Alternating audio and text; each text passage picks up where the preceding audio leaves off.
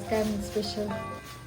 आज स्पेशल गावरान chicken biryani. Chicken biryani बनवायची होती, त्यामुळे इथे मी चिकन धुवून वगैरे घेतले. आता ह्या चिकनला मी हळद आणि मीठ लावून ठेवणार आहे आणि बाकीचे मसालेसुद्धा मी इथे लावणार आहे. सगळ्यात आधी मी हळद आणि मीठ लावून घेतले. त्यानंतर चिकन खूप छान मुरतं. नंतर मी इथे अद्रक लसूण पेस्ट घातले, थोडंसं दही घातले आणि जो बिर्याणीचा मसाला असतो तो सुद्धा घातले यामध्ये. आणि हे सगळं आता एकत्र मिक्स करणार आहे.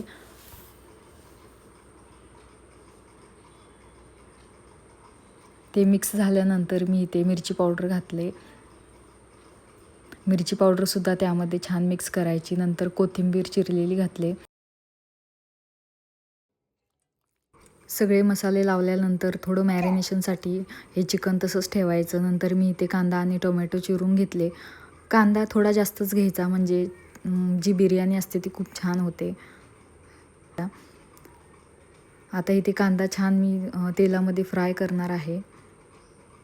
गोल्डन ब्राऊन होईपर्यंत तो कांदा छान फ्राय होऊन द्यायचा. कांदा फ्राय करत होते तेवढ्यात मिस्टर आले इथे. मग ते म्हटले थांब मी थोडं मदत करतो. कांदा चांगला फ्राय होऊन द्यायचा, नंतर टोमॅटो. गावरान चिकनची बिर्याणी माझ्या मिसेसच्या हातनं तुम्ही खायला येऊ नका, मी खाणार. मला आवडली मग तुम्हाला सांगतो. माझ्या मिसेसने मसाला वगैरे छानपैकी एकदम समजेल. आज हे तू टाक. तर बघूया माझी मिसेस कशा पद्धतीने चिकन, गावरान चिकन बघा. ते बॉयलर वगैरे अजिबात काय खाऊ नका, कारण बॉयलरमध्ये आता सध्याला जे रोगराई पसरते ते बरेच ठिकाणी हे होतात, तर त्यामुळं खाऊ नका. या अशा पद्धतीने हा चिकन झालेला आहे. छान आता वाफेवरच शिजवून द्यायचे. कुठे गेलं? राईस ॲड करायचं. राईस ॲड करायचं. आता इथे चिकन वाफेवरती बऱ्यापैकी शिजलेलं आहे थोडंसं. त्यानंतर आता मी इथे राईसमध्ये हे चिकन ॲड करणार आहे. त्यासाठी एका पातेल्यामध्ये मी राईस घेतला काढून.